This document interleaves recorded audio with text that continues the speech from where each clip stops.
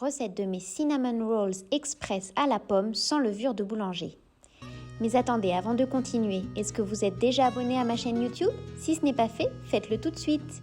Commençons par torréfier 100 g d'amandes en poudre dans une poêle. Ensuite, dans le bol d'un batteur, nous allons mettre 200 g de farine, les amandes en poudre, 25 g de sucre complet et 15 g de levure chimique. Puis ajoutez les 40 g de beurre demi-sel mou ou fondu et les 200 ml de lait demi-écrémé. Mélangez le tout avec la feuille pendant environ 8 minutes.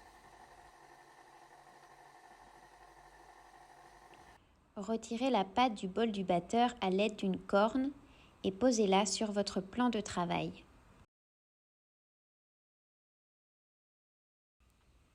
Étalez la pâte à l'aide de vos mains pour obtenir un grand rectangle.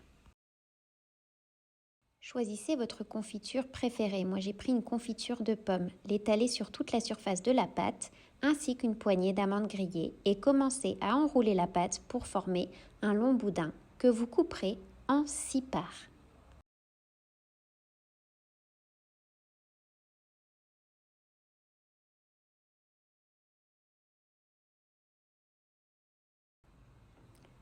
Posez les 6 parts sur la tranche dans un plat à four.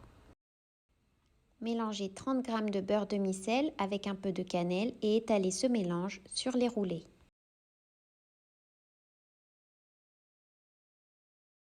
Saupoudrez avec un peu de cannelle supplémentaire. Mettre les roulés dans le four froid, l'allumer à 210 degrés et les laisser cuire pendant 30 minutes.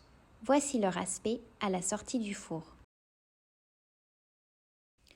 Grâce à cette recette express, en moins d'1 heure, vous allez obtenir des cinnamon rolls fourrés à la pomme ou à n'importe quelle confiture qui sont vraiment irrésistibles.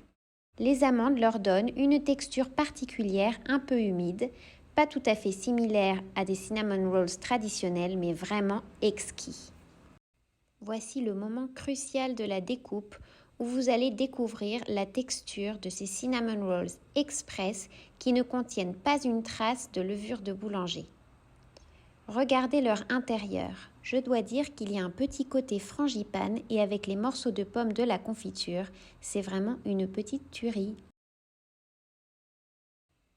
Si vous n'avez pas de confiture de pommes, vous pouvez mettre de la marmelade d'orange ou bien de la pâte à tartiner avec des noisettes grillées ou n'importe quelle autre noix que vous préférez. Retrouvez la recette complète sur mon blog www.tartellemy.com.